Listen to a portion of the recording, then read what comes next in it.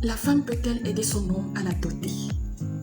Bienvenue à vous qui venez de me prendre un coup, vous êtes sur BSTV. Ici, on parle des difficultés des parents solo à évoluer seuls avec l'éducation de leurs enfants, la possibilité de reprendre leur vie de couple. On parle aussi de l'expérience des parents qui vivent en couple, leurs échecs, leurs succès. Vous êtes sur une chaîne de partage d'expériences. Aujourd'hui, on pose une question assez cruciale pour la société, pour les couples qui se forment, pour les préparatifs d'entrer dans le mariage. Est-ce que la femme peut aider son homme à la doter? C'est quoi la dot?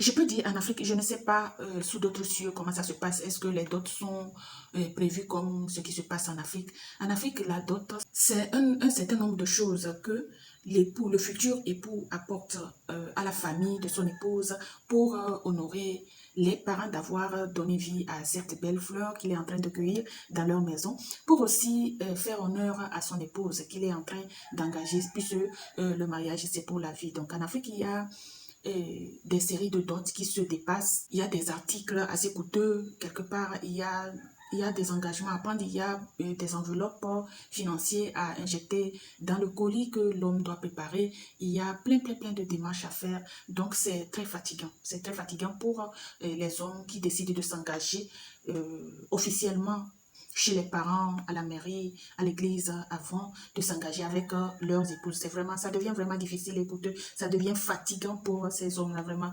Coup de chapeau à ces hommes-là qui décident de s'engager vis-à-vis de leurs femmes, d'honorer leurs femmes vis-à-vis de leur famille avant de les engager à vie.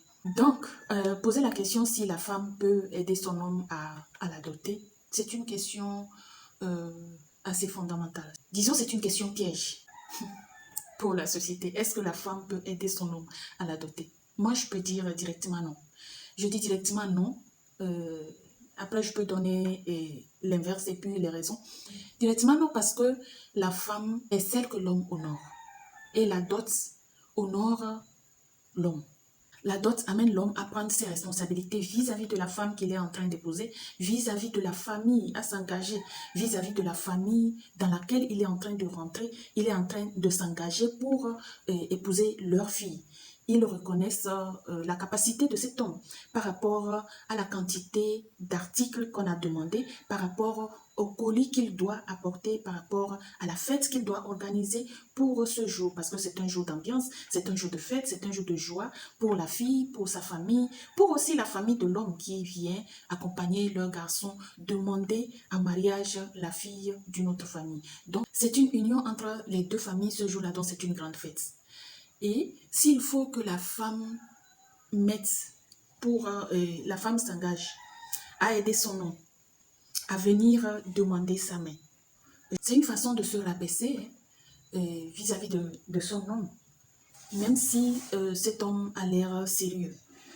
Parce qu'il y a des hommes qui demandent à leur épouse donne-moi un coup de main par rapport aux moyens que l'épouse a pour rentrer dans le mariage, pour préparer la dot, pour acheter les articles, pour faire ci, pour faire ça. Et donc, ou alors, c'est la femme qui demande à l'homme de prendre de l'argent ou de prendre ce qu'il faut pour demander sa main. Est-ce que la situation est aussi déplorable que ça dans la vie de cette femme? Est-ce que vous êtes des femmes aussi désespérées que ça pour vous doter vous-même? Ça fait pratiquement la honte de votre famille et la honte de vous-même parce que la suite ne sera pas aussi florissante que ça. Et il y a des hommes qui ne supportent pas ces gestes, parce qu'après ils diront, c'est toi qui as voulu, c'est toi qui as insisté, c'est toi qui as mis les moyens à ma disposition. S'ils ne sont pas encore prêts pour vous doter, laissez-leur le temps nécessaire pour se préparer. S'ils tiennent vraiment à vous, ils vont trouver les moyens nécessaires pour réunir les conditions qu'il faut pour la dot. Sincèrement, ils vont trouver les moyens nécessaires. Alors, c'est pas la peine de forcer la main à un homme en votant le budget qu'il faut pour la dot. C'est pas nécessaire.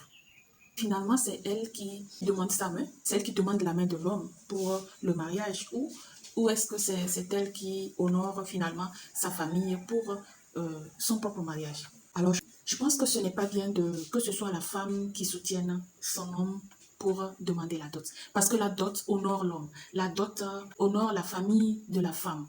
Et s'il faut que la femme investisse dans sa propre dot, je pense que c'est une honte pour elle et que le futur n'est pas très prometteur parce que dans ces genres de couples, on a toujours des disputes après le mariage, après les cérémonies de dot ou après un temps après le mariage et parce que l'homme a payé une telle somme, il a promis peut-être de rembourser, il ne le fait pas ou et après le mariage, l'homme considère que c'est la femme qui lui a forcé la main pour la demander en mariage. Et donc, il n'y a pas le respect dans le couple, il n'y a pas le respect vis-à-vis de la femme. Il y a le stress qui commence par naître par rapport au respect que l'homme doit donner à la femme. La femme ne se sent plus à sa place dans le mariage parce que l'homme trouve que c'est elle qui a voulu de ce mariage. Il ne voulait peut-être pas s'engager de sitôt ou il ne voulait pas s'engager avec elle et que c'est elle qui lui a forcé la main en mettant les moyens à sa disposition pour qu'il demande sa main.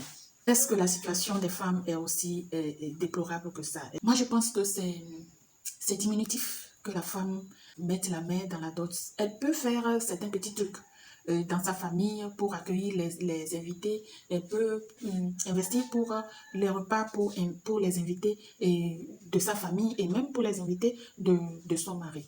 Elle peut le faire, oui.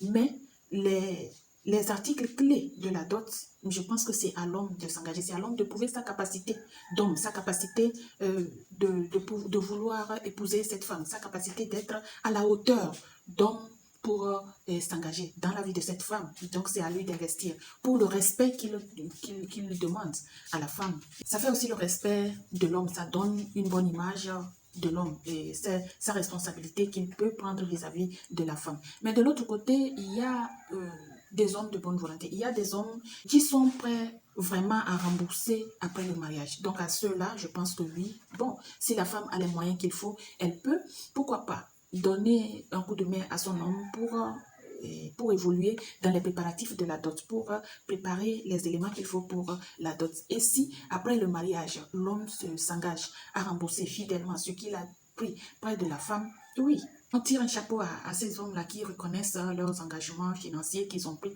près de leur épouse. Parce que une fois marié, ce n'est pas évident que l'homme soit capable de rembourser l'argent qu'il a pris près de la femme parce qu'il considère qu'il est déjà en train d'investir dans la vie de la femme. Il y a même d'autres hommes qui, après le mariage, après la dot, que la femme ait investi ou pas dans la dot, l'homme, il devient insupportable, il devient un mercenaire dans la vie de la femme, il la fatigue, elle doit forcément rembourser d'une manière ou d'une autre toutes les dépenses qu'il a eu à faire dans la vie de la femme, toutes les dépenses qu'il a eu à faire pour la dot, pour le mariage, il devient vraiment insupportable. La femme ne peut plus vivre, elle ne peut plus respirer, elle ne peut plus boire de l'eau, elle ne peut plus être une femme épanouie dans son foyer parce que son homme a investi dans le mariage qu'il a investi dans la dot, dans le mariage traditionnel. Donc, pour lui, elle doit rembourser tout ça parce que ce n'est pas supportable pour lui d'avoir investi tout cet argent. C'est pour ça qu'on dit qu'il y a des familles qui montent la barre très haute par rapport à la dot de leur fille, par rapport à la dot de leurs enfants. Il faut revoir ça à la baisse parce que ça fatigue vraiment les hommes. Et quand ils le font, une fois dans le foyer, la famille n'est pas là-bas pour voir ce que la fille est en train de supporter vis-à-vis de son mari. Ils ne sont pas là pour voir ce que la fille est en train de vivre. Donc, il faut vraiment réduire la demande qu'ils sont en train d'adresser à leur gendre et par rapport à leur fille. Ils ne sont pas en train de vendre leur fille, ce ne sont pas des lingots d'or qu'il faut mesurer, qu'il faut vendre. Il faut vraiment revoir ça.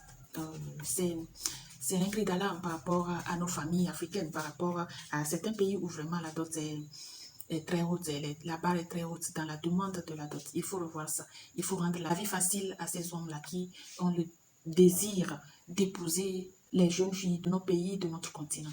Merci à vous qui nous avez suivis jusqu'ici. Vous êtes sur BSTV. N'hésitez pas à vous abonner, liker, partager pour faire grandir la communauté, pour donner un coup de pouce à nos recherches et au partage des expériences que nous apportons sur cette chaîne. Le plaisir pour moi de passer avec vous ces quelques instants de partage d'expériences. Et prenez bien soin de vous, prenez bien soin de ceux qui vous sont chers, de ceux qui vivent sous votre responsabilité. Portez-vous bien. Je vous dis à la prochaine sur cette chaîne. À plus.